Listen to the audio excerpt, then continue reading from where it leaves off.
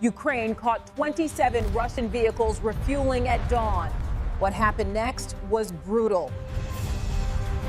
September 2025, Luhansk Oblast, eastern Ukraine, 5:48 a.m. The sun hasn't risen yet. 27 Russian military vehicles sit clustered in a wooded clearing just 3 kilometers behind the front lines. Tank engines idle quietly. Soldiers stretch their legs. Fuel hoses connect vehicles to a massive MAZ tanker truck. It's a routine resupply stop. They've done this 100 times before. But this morning is different. High above, a Ukrainian reconnaissance drone circles silently in the pre-dawn darkness. Its thermal camera picks up every heat signature, every vehicle, every soldier. The operator watches his screen from a command post 40 kilometers away. He counts the targets twice to be sure, then he reaches for his radio. What happens in the next 7 minutes will change everything. The strike begins at 5:54 a.m. Ukrainian forces have been tracking this refueling point for 3 days, waiting for the perfect moment.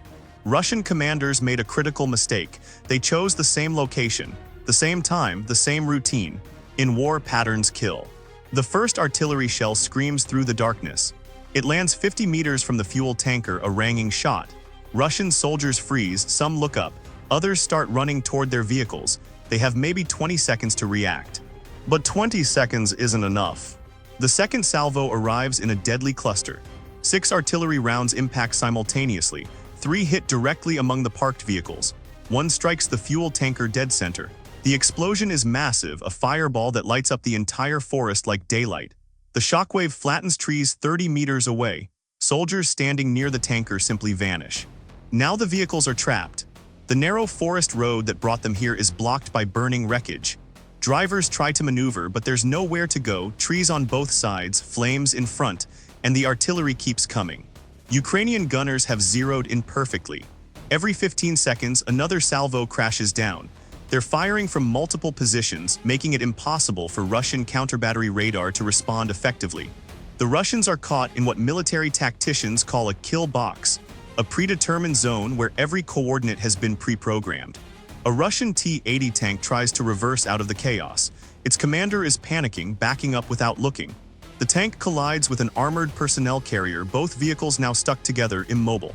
Another shell lands directly on the T-80's engine deck. The tank's ammunition cooks off, sending its turret spinning through the air like a toy. The thermal drone footage shows soldiers running in every direction. Some dive into shallow ditches. Others try to hide behind vehicles, not realizing those vehicles are now targets themselves.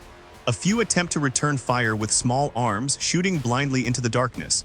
They can't see their attackers. They don't even know which direction the shells are coming from. Russian commanders 3 kilometers away hear the explosions. They try to send help. 2 more tanks start heading toward the refueling point, but Ukrainian forces anticipated this. An anti-tank team positioned along the forest road waits patiently. The first rescue tank rounds a corner. A javelin missile launches with a soft pop. The tank explodes before its crew even sees the threat. The second tank stops immediately, its commander smart enough to realize they're driving into an ambush.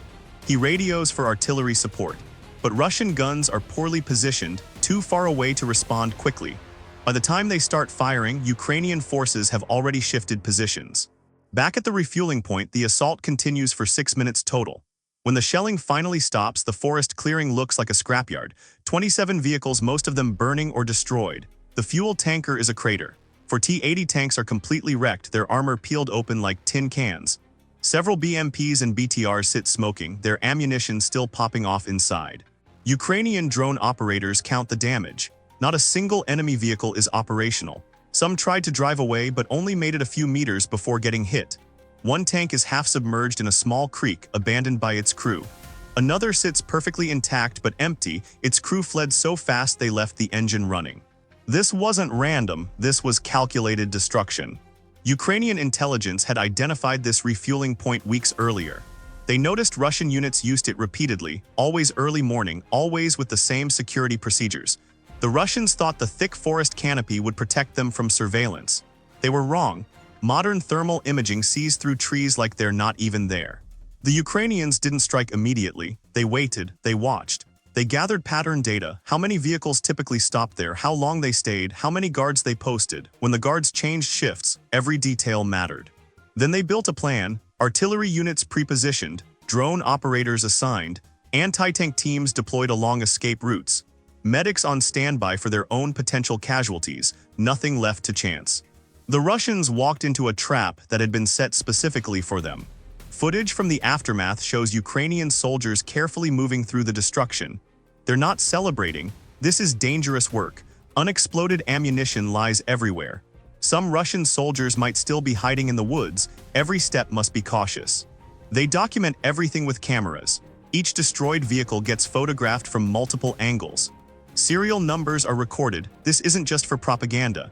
Military intelligence needs to know exactly what equipment was destroyed, which units were operating in this sector, what ammunition types they were carrying. One soldier climbs into a burned-out command vehicle. Inside, he finds maps and radio equipment partially melted. Intelligence gold. These maps might reveal Russian positions, planned movements, communications frequencies. He carefully bags everything and marks it for immediate transport to headquarters. The cost for this operation? Minimal. Ukraine fired approximately 40 artillery shells, launched 2 anti-tank missiles, and used 1 reconnaissance drone. Total expenditure, maybe $50,000 in ammunition. The Russian losses, 27 vehicles worth millions, trained crew members killed or wounded, supplies destroyed, and most importantly, their operational tempo disrupted. This is modern asymmetric warfare. Ukrainian forces are outgunned in total artillery pieces. Russia has more tanks, more troops, more everything. But Ukraine has something more valuable: information.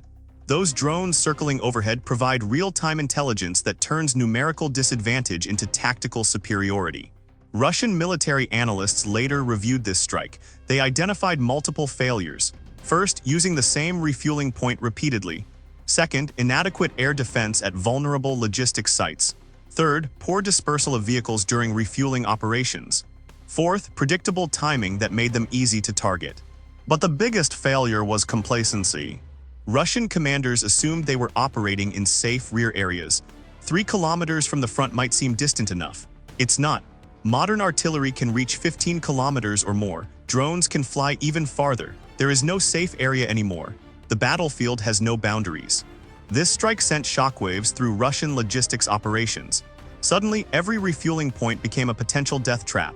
Units started dispersing more widely, which slowed operations. They began refueling at night in different locations, which created fuel shortages. Some units refused to group vehicles together at all, making resupply incredibly inefficient. Fear became a weapon in itself. Ukrainian forces repeated similar strikes across the front lines. Not always with the same devastating results, but often enough to keep Russian logistics officers constantly nervous. Every time vehicles gathered, every time a fuel truck appeared, someone worried, "Are we being watched right now?" The psychological impact is hard to measure but impossible to ignore. Russian soldiers know they're vulnerable even behind the lines. They know Ukrainian drones are always overhead. They know one mistake, one pattern, one moment of carelessness can bring death from the sky. For Ukrainian forces, this strike represented perfect execution of their evolving strategy. They can't match Russia vehicle for vehicle, soldier for soldier. Instead, they target force multipliers, fuel depots, ammunition dumps, command posts, logistics hubs.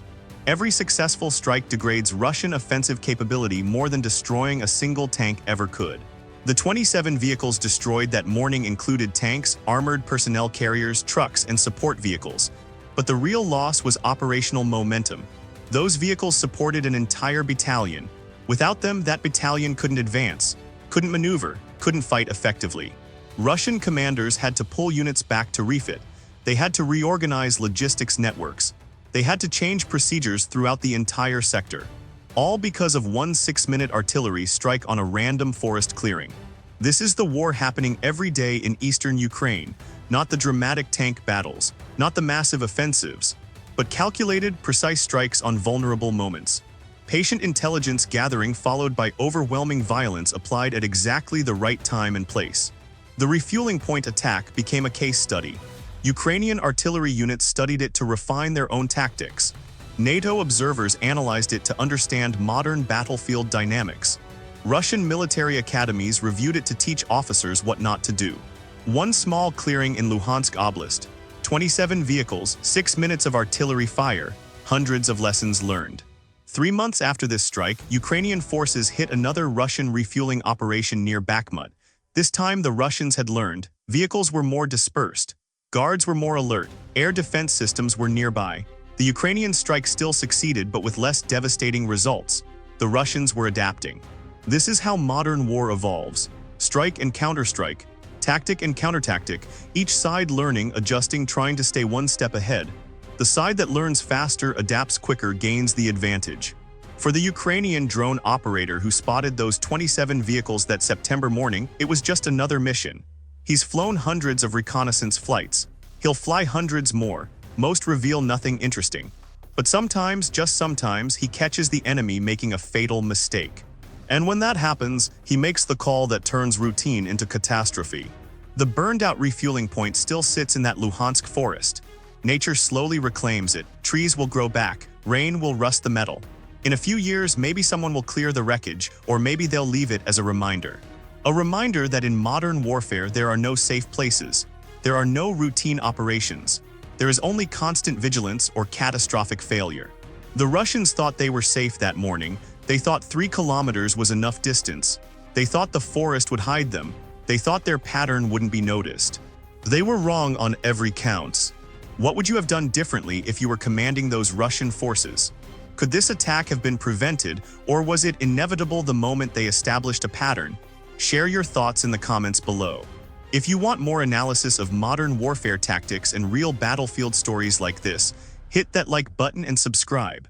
Turn on notifications so you don't miss our next video where we break down another critical moment in this ongoing conflict. Because understanding how modern wars are fought isn't just interesting, it's essential. And these stories, these real-world tactical lessons, show us exactly how warfare has changed forever. The question isn't whether you can fight with superior numbers anymore. The question is, can you fight without being seen? Can you operate without patterns? Can you move without leaving digital footprints? The Russians in that forest clearing learned the answer the hard way, and that lesson cost them everything.